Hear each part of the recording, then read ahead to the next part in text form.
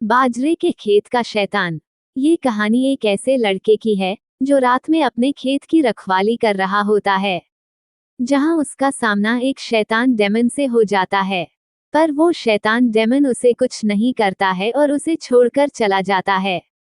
मेरा नाम हैरी है। मैं अमेरिका के कैलिफोर्निया के एक छोटे से गांव सेंट्रल ल फॉर्मलैंड काल्पनिक में रहता था। ये कहानी तब की है जब हमारे खेत में बाजरे का फसल उगी थी। बाजरे की फसल के समय हमेशा किसान लोग खेतों में ही रहा करते थे, क्योंकि खेतों में बाजरे के अलावा सोयाबीन, मक्का और मूंगफली की फसल भी होती थी और गांव के खेतों में जंगली सुअरों और जंगली हिरणों का बड़ा आतंक था। ये जंगली जानवर फसलों को अक्सर बर्बाद कर दिया करते थे। खेत की रखवाली के लिए अक्सर मेरे फादर ही जाया करते थे। एक बार उन्हें गांव का बाहर दूसरे गांव जाना था और उस गांव से वह केवल अगले दिन ही वापस आ सकते थे, क्योंकि वो गांव हमारे गांव से काफी दूर था। तो उन्होंने मुझसे कहा कि आज तुम्हें खेत पर रुकना है और खेत की रखवाली करनी है। मुझे इस चीज से काफी नफरत थी। रात को खेत में रखवाली करना ऐसा भी नहीं था कि मैं कभी खेत पर नहीं रहता था, मैं खेत में केवल दिन के समय ही जाता था। मुझे रात में थोड़ा डर भी लगता था। खैर, मुझे जाना तो था ही। मैं शाम को ही खेत में चला गया और शायद जो लोग गांव में रहे हो उनको पता हो कि गांव में अक्सर खेतों के बीच में 4 डंडे गाड़कर उन 4 डंडे पर एक छत का निर्माण कर दिया जाता है। हमारे यहाँ इसे डोम कहते हैं, जिन पर से आप पूरे खेत पर नजर रख सकते हैं तथा उस पर आराम कर सकते हैं। वैसे तो गांव के और लोग भी खेतों में रात में रखवाली का काम करते हैं, पर हमारा खेत गांव से थोड़ा दूर था। हमारा खेत काफी बड़ा भी था, जिस कारण से खेतों के बीच में होने पर भी खेत से बाहर निकलने में ही 10 मिनट लग जाते थे। मेरे खेत के आसपास बहुत सारे बड़े बड़े पेड़ लगे थे। रात के समय जब तेज हवा चलती और चांद की रोशनी होने पर वह पेड़ मानो ऐसे लगते जैसे कि कोई बड़ा सा राक्षस नींद से उठ खड़ा हुआ हो। मेरे खेत का कुआं उन्हीं पेड़ों के पास में था, जिस कारण से मुझे और अधिक डर लग रहा था। इस कारण मैंने रात होने से पहले ही अपने पीने का पानी भर लिया। मैंने अपने पास एक बड़ा सा लकड़ी का डंडा रख लिया था, ताकि अपनी अपनी सुरक्षा की जा सके। रात का समय हो गया था। उस दिन आसमान साफ था, चांद की रोशनी भी थी, जिससे आसपास ठीक ठीक देखा जा सकता था। मैंने अपने ऊपर एक चद्दर ओढ़ रखा था। मौसम ठंडा था और मुझे थोड़ी ठंड भी लग रही थी, पर मैं सोया नहीं था। मैं जाग रहा था और मैं आसमान को देख रहा था। थोड़ी देर बाद तेज हवाएं चलने लगी। आसपास के पेड़ साया साया की आवाज करते हुए हिल रहे थे। चांद की रोशनी में ऐसे प्रतीत हो रहे थे जैसे कि कोई बड़ा सा राक्षस जिसकी तोंद बाहर निकली हुई हो और जिसके हाथ में एक बड़ा सा कांटेदार भाला हो, और वह अनंत प्रयास करने के बावजूद भी मेरी ओर ना बढ़ पा रहा हो। मैं बस यही सब सोचकर अपना समय गुजार रहा था। मुझे हल्का हल्का डर भी लग रहा था, पर इतना भी नहीं कि मैं डर के अपने घर ही भाग जाऊं। बाजरे की फसल बड़ी हो चुकी थी। बाजरे की फसल इतनी बड़ी थी कि खेत के अंदर होने पर बाहर का देख पाना संभव ही नहीं था। मैं खड़ा हुआ और खेत के बीचों बीच बने अपने डोम से पूरे खेत को देखने लगा। सब तरफ शांति थी। आसपास कोई नहीं था सिवाय कुछ झींगुरों तथा चूहों के। झींगुरों की आवाज से मैं थोड़ा डर रहा था। वैसे तो मैंने कभी भी झींगुरों पर इतना गौर नहीं किया, पर आज पता नहीं क्यों मैं रह रहकर उनकी आवाजें सुन रहा था। एक अजीब सा डर था उन आवाजों में। थोड़ी देर बाद मैं सोने जा रहा था, पर जैसे ही मैं सोने गया, मुझे थोड़ी दूर बाजरे के खेतों में से के हिलने की आवाज आने लगी। मैंने अपना डंडा उठाया और डोम से नीचे उतर के उस ओर जाने लगा। मुझे पता था कि यह जरूर जंगली सुअर या फिर जंगली हिरन होगा जो पास ही के जंगल में से यहाँ आया है। हमारा खेत जंगल के बिल्कुल बगल में था। मैं धीरे धीरे उस तरफ बढ़ने लगा जहां पर वह जानवर था। अब मैं उस जगह पर था जहां पर से बाजरों के हिलने की आवाज आ रही थी। वहां पर कोई जानवर नहीं था। वहां पर मैंने देखा कि कई सारे बाजरे के पेड़ों को रौंदा गया था और वह रौंदने के निशान खेतों से बाहर की ओर जा रहे थे।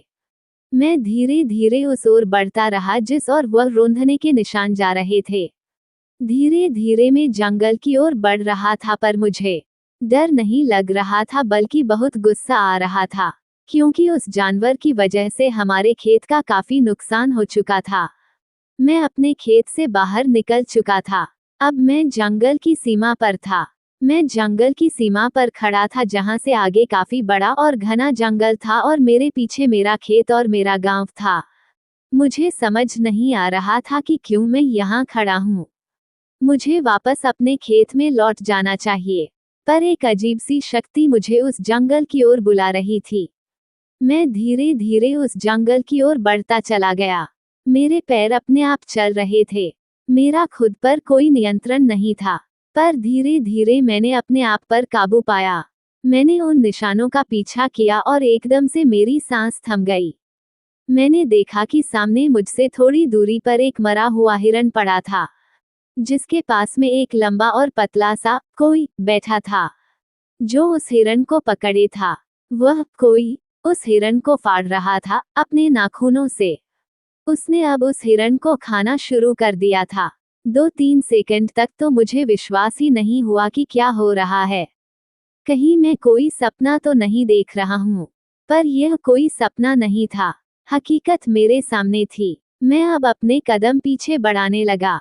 मैं हर कदम फूंक फूंक कर चल रहा था। मैं उसे पता नहीं लगने देना चाहता था कि मैं यहाँ हूँ। वह अभी भी उस हिरन को खाने में व्यस्त था।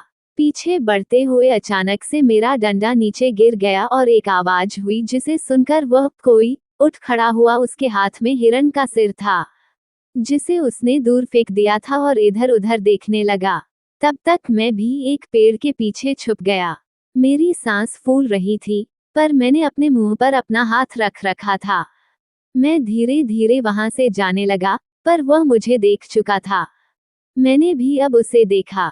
वह मुझसे बहुत ज्यादा लंबा था और उसकी आंखें लाल थी, जिनमें देखते हुए मैं उसके वशीभूत होने लगा।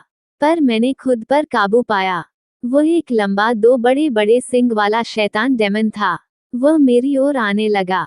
मैं भी अब अपनी पूरी रफ्तार से वहां से भागा, पर मैं जंगल के कई अंदर था।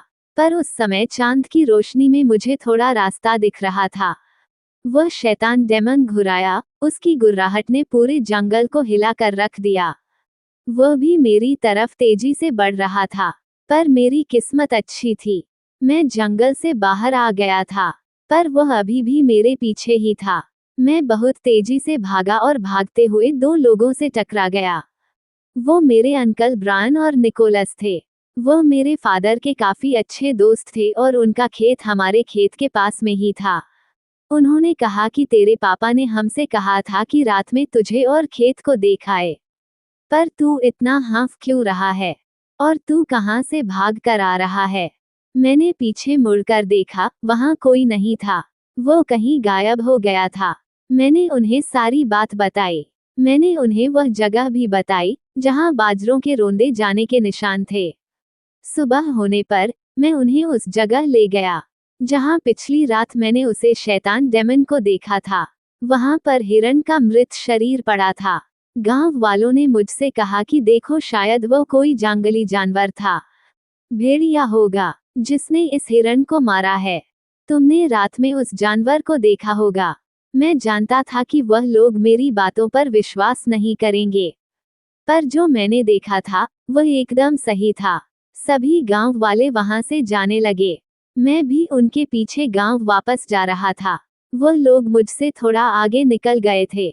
मुझे तभी एक हल्का सा हवा का झोंका छूकर निकल गया। उस झोंके में मैंने उसी रात वाले डर का अनुभव किया। मैं तेजी से भागकर गांव वालों के साथ शामिल हो गया। मुझे नहीं पता वो कौन था और वो कहां चला गया, पर वो चाहता तो मुझे बड़ी आसानी से मार या नुकसान पहुंचा सकता था। पर उसने ऐसा नहीं किया। शायद वो बस मुझे डरा के उस जंगल से दूर रखना चाहता था। शायद उसे जंगल में लोगों का दखल देना पसंद नहीं था।